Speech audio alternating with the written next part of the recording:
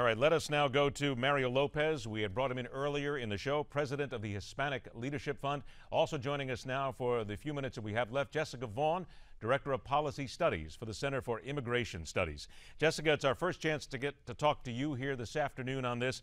We have heard from the congressman. We have heard from a number of people. There seems to be some sort of, and I loath to use the word sometime, but the word cover-up comes in here. What is the administration trying to hide? Does it strike you the same way? Not only because of this congressman's experience, but also because they've ordered all Border Patrol agents to cease carrying their cell phones with them when they're on duty so that they can't take pictures of what's happening. They're telling the nonprofits that are getting grants to support the kids who are coming not to talk to the press. I mean, it is definitely a very secretive operation that they've turned it into. And I think the reason is because they understand that most Americans are very upset with what has happened.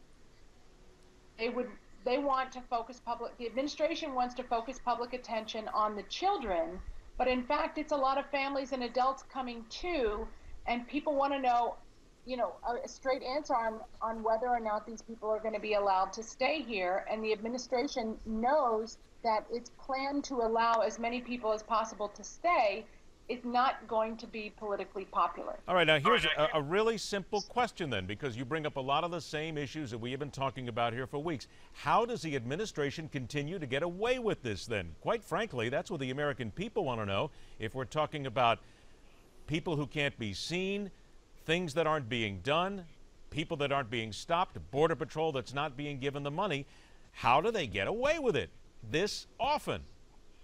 A couple of ways. First of all, the news media are very willing to carry a message to the public that is scripted by the White House. This fits in with their own view of immigration as a human right, and so they want to cover it as this. But the other way they get away with it is by not releasing information and controlling the discussion and putting on a show of enforcement, very carefully parsing their words, and pretending to get tough while really behind being released. But I think even the news media are tiring of this and wanting answers and are getting to be a little bit disgruntled that the White House doesn't want to answer their question.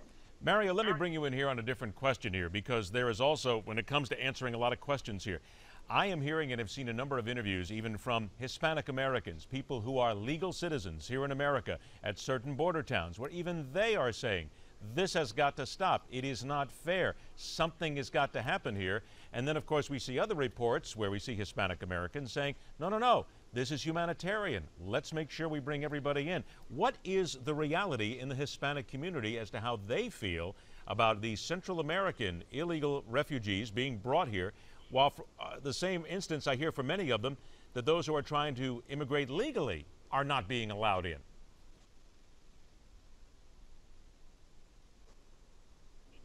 Mario, the question's to you. This last point that you brought up. Yeah, and that last part is so important to this because, of course, this is a humanitarian crisis, and of course, the feelings are all over the place in the Hispanic community as they are in the public at large. I mean, on the one hand, the president has created this issue and has been just derelict in his duties to not just to protect the border, but also to work with Congress. We heard from the congressman earlier to provide transparency, to let people know what exactly is going on. And a big motivation for that is because they want to hide their own failures. And so they would rather this crisis continue and people keep suffering than to let people know just how badly their policies have failed the American public. And that's a real shame. They should really be ashamed of that because it's quite troublesome. But to what I was talking about earlier, one of the important pieces that we have to have in order to really fix this issue once and for all is we have to fix our process of how to immigrate legally to the United States.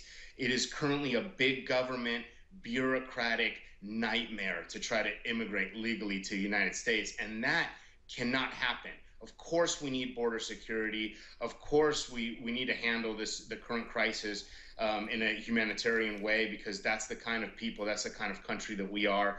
But we also need to fix the legal immigration process so that these things don't continue to happen, because that is the future we're guaranteed unless we find a way to fix this legal immigration process. And that's something that I wish that population control groups like Jessica Vaughan's Center for Immigration Studies would really understand, because that's not what they're for, and it's a real shame. Unfortunately, we are all out of time. Jessica, can you answer that back in 15 seconds? Well, I think what's clear is that the public wants to see the laws we have enforced first. And when they have confidence that that is actually happening, then we can talk about all of the other problems in our legal immigration system and how to fix that. But first, enforce the law.